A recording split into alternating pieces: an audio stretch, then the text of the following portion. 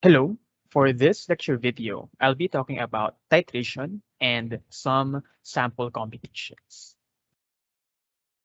First and foremost is we need to define or recall what titration is. The very purpose of doing titration is it is used to determine the concentration of a certain solution. Okay, so that is the very purpose of titration. It is used to determine the concentration of a certain solution. Now, with regards to the titration process, there are actually two substances involved. As we read, the titrant is added gradually to known quantity of the analyte until the endpoint is reached. So meaning to say, titrant is a substance that we call, or the label or the term that we call for those substances that are gradually added to the analyte. So titrant is being poured or added gradually. Now, analyte, okay, is the substance by which the titrant is being added. Okay, so titrant is added gradually to known quantity of analyte until the endpoint is reached. Now, upon addition of the titrant, the concentration of the analyte is determined by measuring the volume of the titrant that is required to react with the volume of the analyte. Meaning to say, nalalaman po natin ang konsentrasyon o nawawalang concentration ng analyte sa pamamagitan ng kung gaano kadaming titrant ang kailangang ilagay at ihalo sa analyte para mag-react. Ulitin po natin, ang analyte po, ang purpose po ng titration ay malaman ang concentration ng isang solution. Now, between titrant and analyte, we do not know the concentration of the analyte. So for us to know the concentration of the analyte, we add titrant. So titrant is another solution or substance. Now, to determine the concentration of the analyte, we add titrant. Nalalaman po natin kung ano ang magiging konsentrasyon ng analyte sa pamamagitan kung paano or rather nalalaman natin ang konsentrasyon ng analyte sa pamamagitan ng pag-alam kung gaano kadaming titrant ang dapat na ilagay o ihalo para malaman ang point para mag-react ang analyte at titrant. So let me repeat.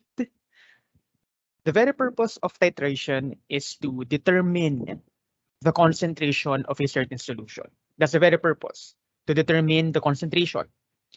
Now there is two solutions involved, titrant and analyte. Analyte has a known concentration, titrant has known concentration. Alam natin. Now, for us to determine the analyte's concentration, what we need to do is add titrant. The concentration of the analyte is determined, nalalaman, sa pamamagitan ng, or rather by measuring the volume of the titrant that is required to react. Nalalaman ang konsentrasyon ng analyte sa pamamagitan ng pagsukat kung gaano kadaming titrant ang kinakailangan para mag-react ang analyte sa titrant. So that is your titration. Okay, so let us bank on these bullet points of an idea or ideas for titration.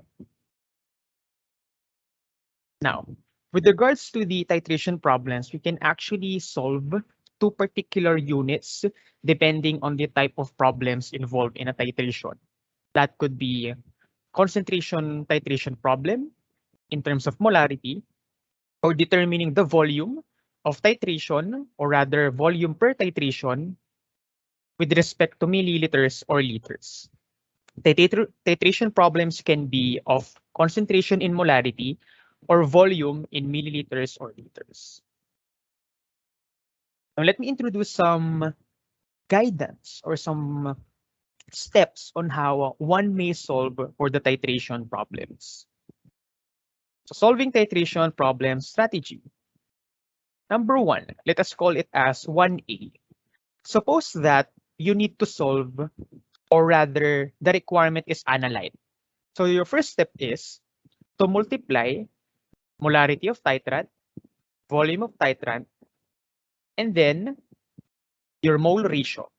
the mole ratio, what you call this one, the mole of analyte all over mole of titrant. Okay? And then you will have your mole of analyte. Another one would be if the moles of titrant, or rather titrant is missing, or the problem requires you to solve for titrant, you may follow this strategy. So using the given molarity of analyte, multiply it with volume of analyte, and then multiply it with the mole ratio or mole titrant all over mole analyte. So you have your M for molarity, so that you know the legends, V for volume, and then you have here the mole ratio, or SF, or what we call the stoichiometric factor from the balanced chemical equation. Stoichiometric factor meaning to say the number of moles on the balanced chemical equation, the numerical coefficients. And then after choosing between the two, so you either start with the step 1A or step 1B depending on the required. Ulitin po natin, kung ang required po ay analyte, gamitin mong unang hakbang itong 1A. Habang kung ang nawawala o ang required na isolve ay titrant, magsimula ka sa hakbang na 1B. Okay? And then next step, after doing either of the two steps or the two procedures here, you proceed with the next one. Use the mole unit of the desired to calculate its molarity or volume. Halimbawa, analyte ang nawawala. So gamitin mo tong step 1A. Tapos molarity ang nawawala. Use step 2A. Molarity is equal to moles all over liters, solute solution. Mole of solute all over liter of solution. Ngayon halimbawa, analyte ang nawawala. At ang pinapahanap naman ay volume ng analyte. Volume analyte. You proceed with step 2B. Volume of solution is equal to moles of solute all over molarity or mole per liter. Okay? In summary, we can follow this particular format here in the bottom right of the presentation. If the requirement is molarity of analyte, okay, molarity of analyte. Sorry about this. This is the typographical error. Okay, so this is supposed to be there is supposed to be no letter A between L and Y. So this is typographical error. So nonetheless, if the required is molarity analyte, kung ang nawawala po, ang hinihingi ng problem ay concentration ng analyte. Ito yung step mo.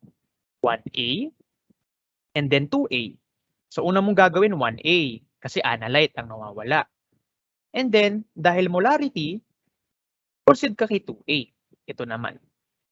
So 1A and 2A yung maging step mo for the strategy. And then if the requirement is volume of analyte, according to the guide, use 1A and then 2B procedure. 1A kasi analyte, volume of analyte.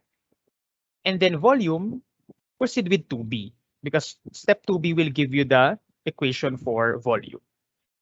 And then same goes for the procedure for molarity of titrant and volume of titrant, just follow the steps. So for molarity of titrant, 1B and then 2A, titrant, requirement, and then molarity, 2A. And then next one, volume of titrant. So titrant is a substance. So start with 1B. 1B. And then 2B because volume is the unit. So volume 2B. Okay.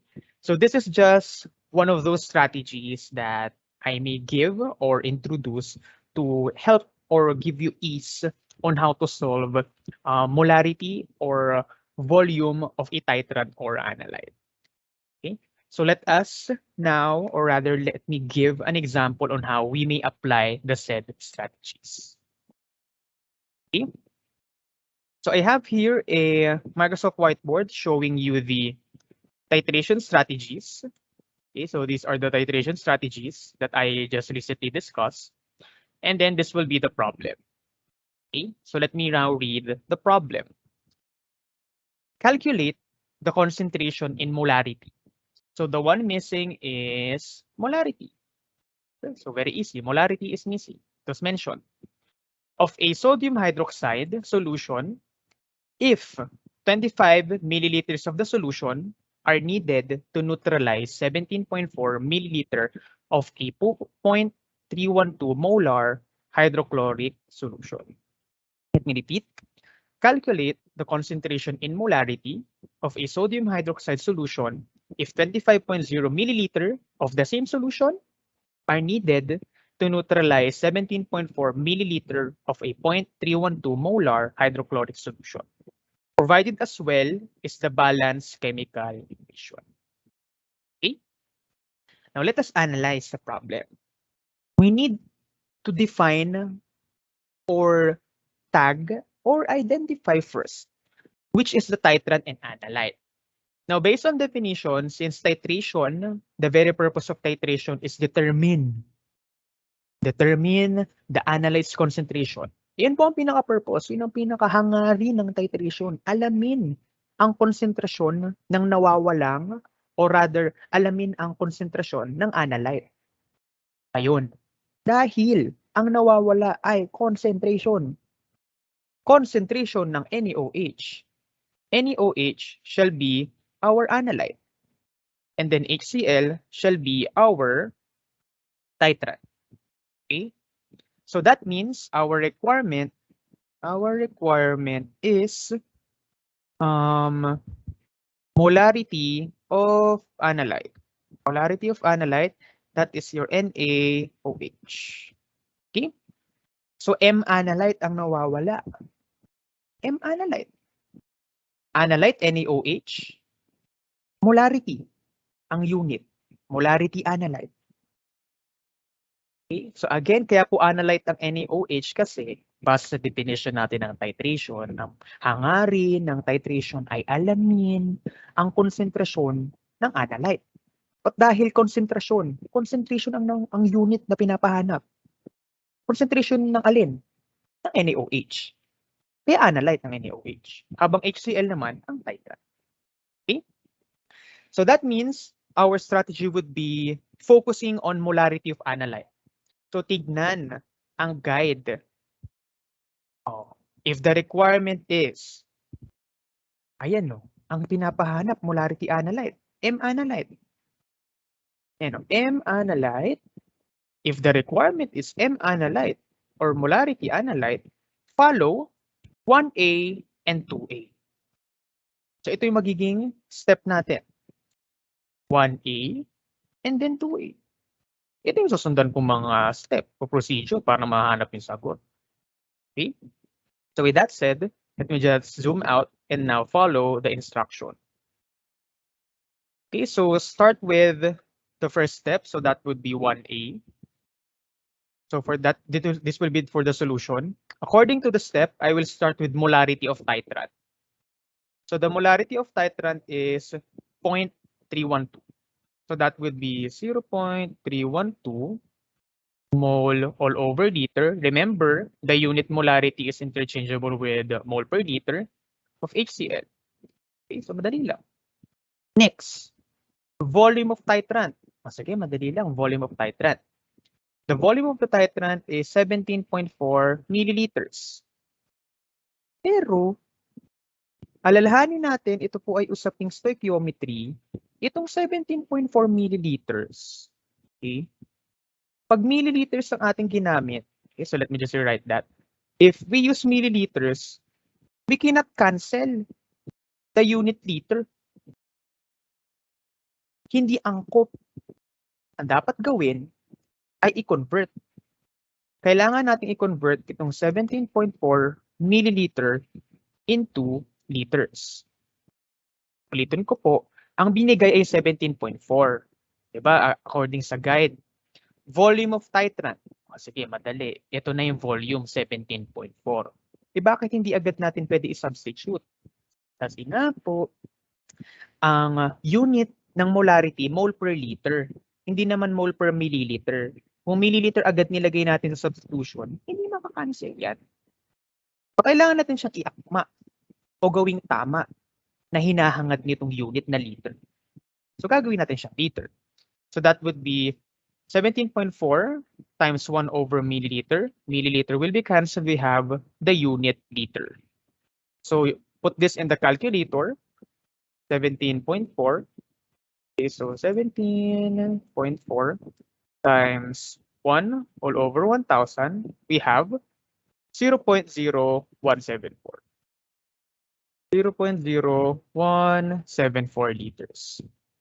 Okay, so dito na nilalagay 0.0174 liters of HCl. Okay, so ngayon, na-convert na natin yung unang binigay na 17.4 milliliters. Next, according sa guide, ay mole of analyte all over mole of titrate via mole ratio. So, saan manggagaling yan? Okay. Ang mole ratio po ay manggagaling dito po sa ating balanced chemical equation. Diyan yan manggagaling. So, dapat, okay, makakancel tong liter. Ang matitira po ay unit mole ng HCl. So, para mawala itong mole HCl at mapalitan bilang NaOH, gagamit tayo ng mole ratio. Base sa ating guide, ito, ang nasa numerator ay analyte. Ang analyte natin ay NaOH. Lalagay ko dito NaOH sa numerator. Habang sa denominator ay titrant. Ang titrant natin ay HCl. Okay? Ngayon, ilalagay na natin yung values ng numerator at denominator na makikita sa ating balanced chemical equation. Yun po yung mga numero na bago o numero na nakasulat bago sa mga substances. At automatic po yan kung wala po kayo nakikitang mga numero dito, ayan, bago sa ating mga substances, ibig sabihin ay 1. So balanced chemical equation na yan, that would be 1 for NaOH. HCl, that is also 1. So moles of HCl will be cancelled. The unit that is remaining is moles of NaOH, which is yung hangad natin sa unang hakbang. Okay, ayan, balikan natin. Let me zoom out. 1A, mole of analyte. Ang ending unit, moles ng NaOH bilang analyte. Okay? So now everything is settled with step 1A. I may now proceed by typing this in the calculator. Okay, so let me just do this. Okay, so typing this on the calculator, 0.312 times 0.0174 times 1 over 1. I have this answer. So round it off up until 3 sig fig, 0.00543.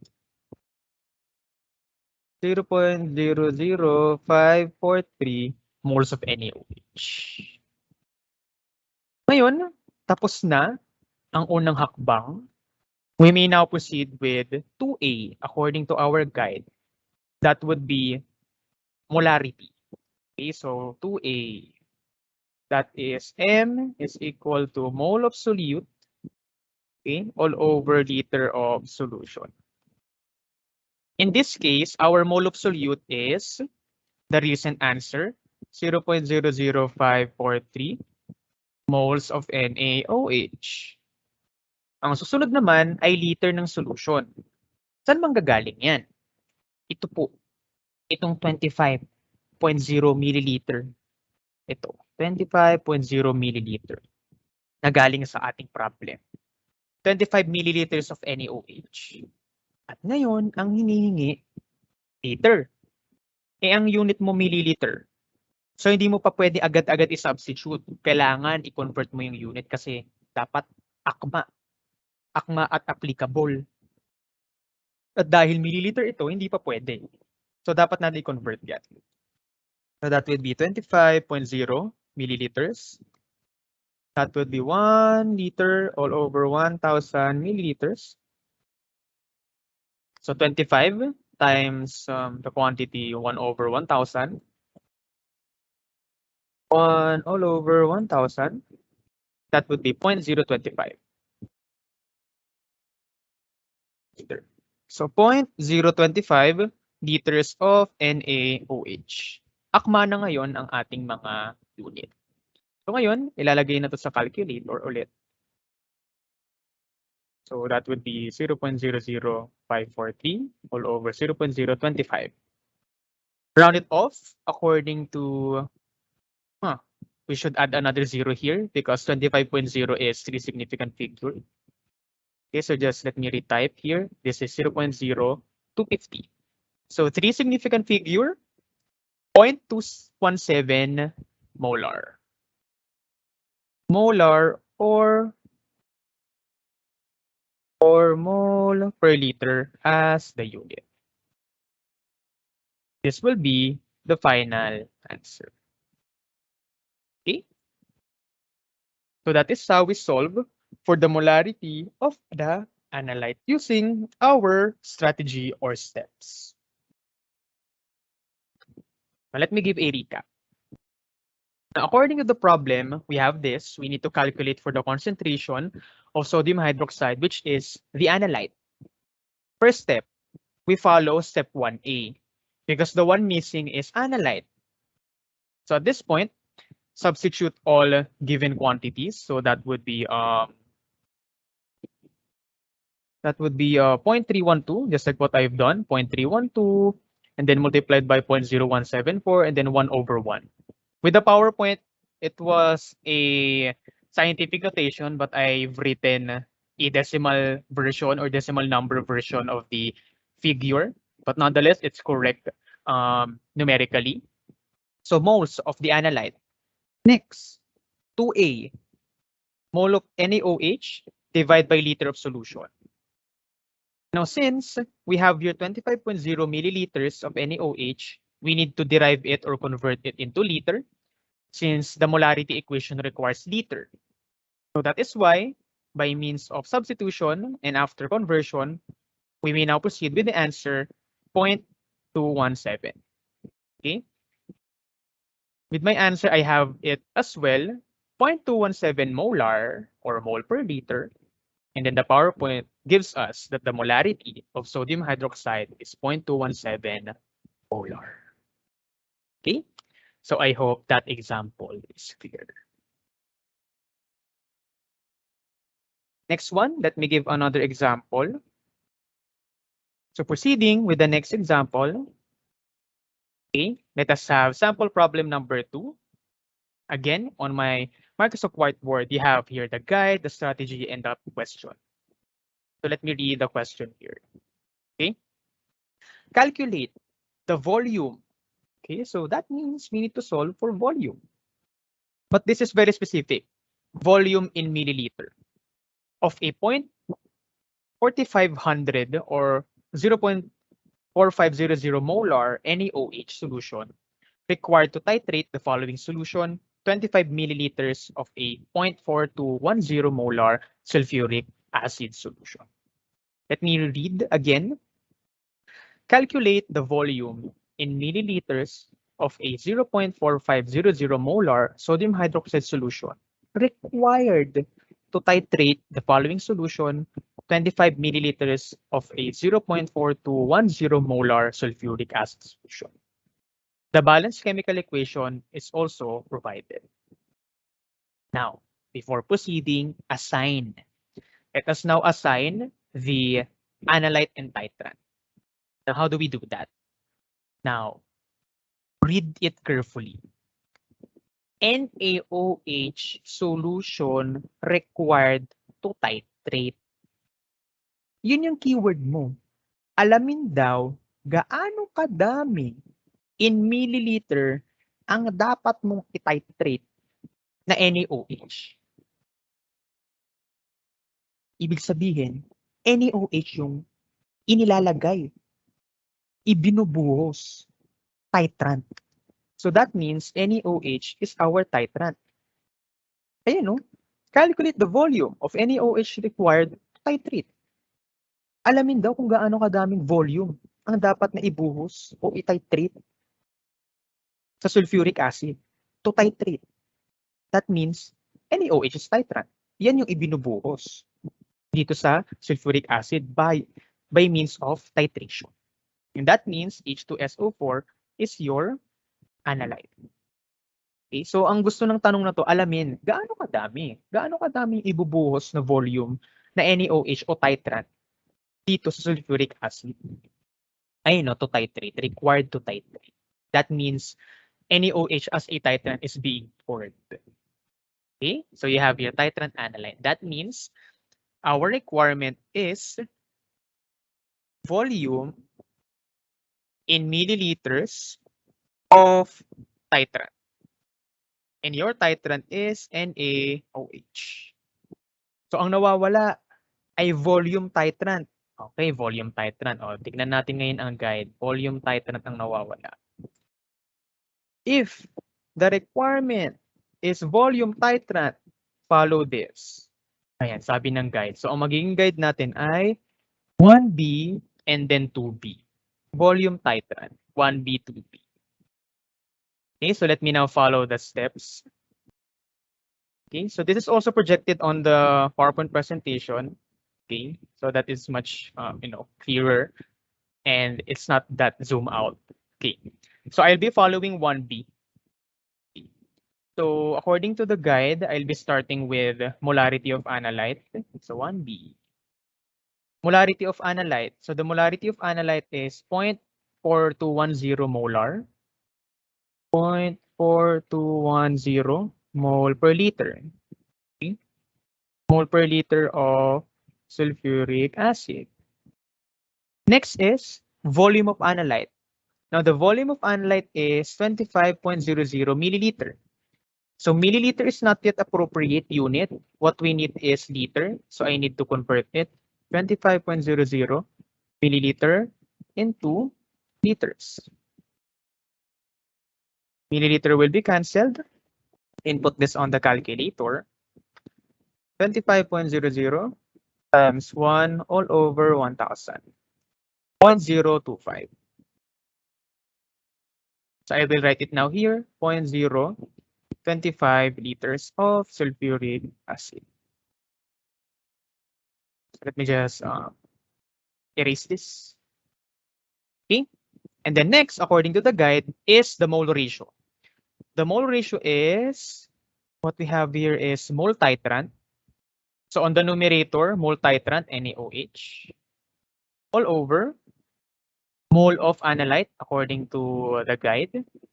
Analyte is sulfuric acid, H2SO4. And now, go to the balanced chemical equation. According to the balanced chemical equation, NaOH is 2.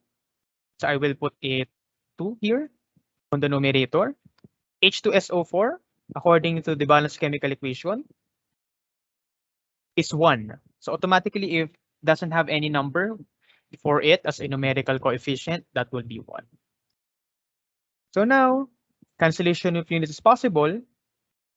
That would be liters will be cancelled, mole will be cancelled via this one, and then what remains is moles of NaOH, which is the one that we need. Mole of titrant, mole unit titrant. Step 1B. Okay. Now input this on the calculator. So 0.4210 times 0.025 times 2 over 1. So the least significant figure, I'm sorry, this should have been, let me rewrite this one, the liters. This should have been 4 significant figure because of 25.00. Liters, cancel. Okay, so the least significant figure is 4. Okay, so we have here 0.4210 multiplied by 0.02500 times 2 over 1.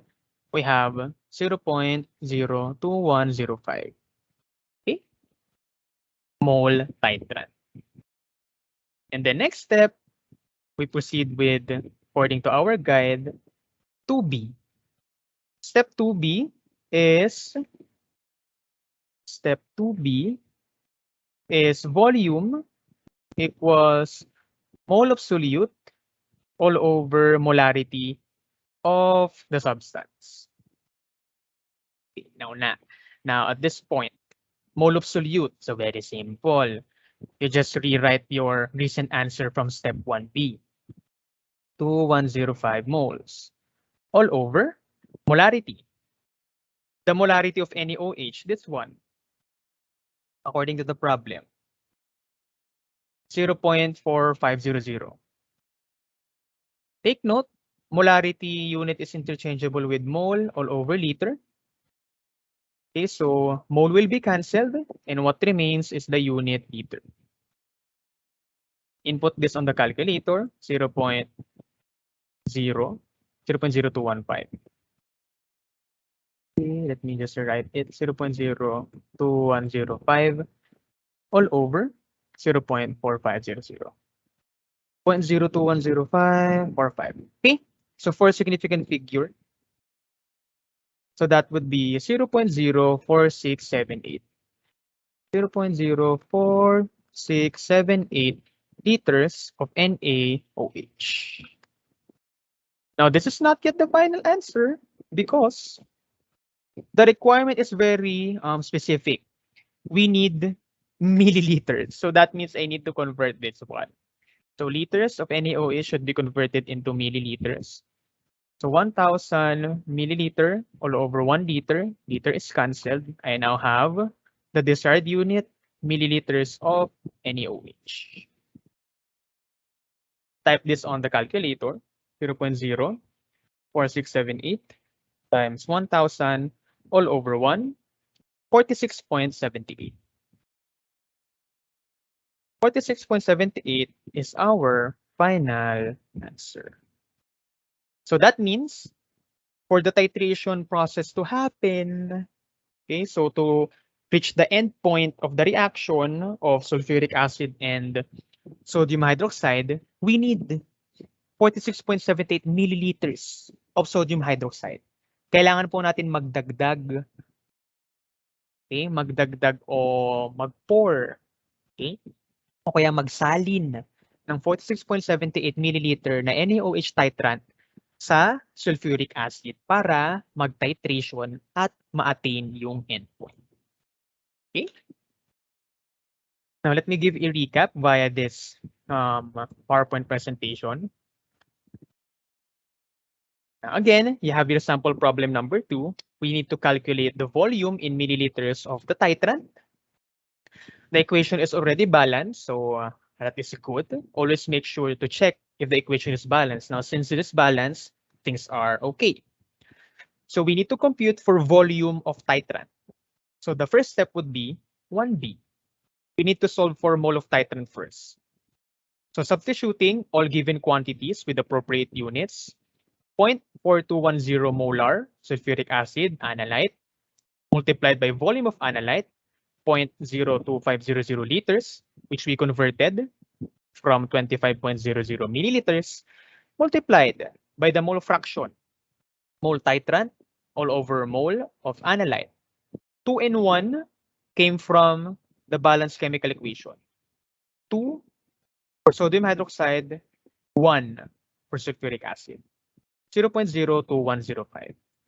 Okay, just like what I have here from my whiteboard. And the next step, 2B, substitute them with the equation for volume, moles all over molarity. We have 0.02105 moles all over 0.4500 molar, which was given. And then we have 0.04678. And since we are required to solve for milliliter, it's very specific. Convert it. We have 46.78 milliliters, which is the one that I also got from my solution on the whiteboard. 46.78 milliliters. Okay.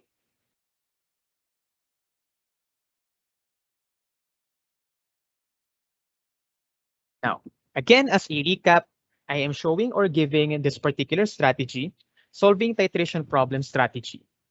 If the requirement is molarity of analyte, use 1A and then 2A. If the requirement is volume analyte, step 1A and then step 2B. If the requirement is molarity of titrant, start with 1B and then 2A. If the requirement is volume titrant, start with 1B because of titrant, and then 2B because you need to solve for volume. Okay? So I hope this strategy would help you on how to solve titration problem. Another thing is this particular strategy. I'm also showing this one, another phase or form of the strategy. If it is a titration or concentration requirement problem, number one, volume of titrant in liters, convert it into mole of titrant via N is equal to molarity of titrant times liters of titrant. Next step, convert mole of titrant into moles of analyte via molar ratio. And then after which, third step, mole of analyte is divided by liter of analyte to turn it into molarity. And then for volume requirement problems, you have two distinct steps. If the requirement is volume titrant, use this particular procedure. If the requirement is volume in liters of analyte, you may use this particular procedure. They actually have the same process. The only difference is the label. But nonetheless, step one, molarity of analyte or titrant, convert it into analyte or titrant respectively via N is equal to molarity times volume. And then after which, use the molar ratio to convert respectively analyte to titrant or titrant to analyte in this case. And then divide the mole unit by the molarity, and then you shall have volume. Okay, so this is just another form or phase of the strategy that you may use to compute for the titration or concentration requirement problems or volume requirement. Okay. All right. Thank you. And I hope you learned a thing or two about how to solve titration problems by means of the provided strategy, guidance, and procedure to make things much easier to solve titration problems involving concentration or even volume of titrant and analyte. Once again, I hope you learned a thing or two about this lecture video on titration. Thank you and have a great day.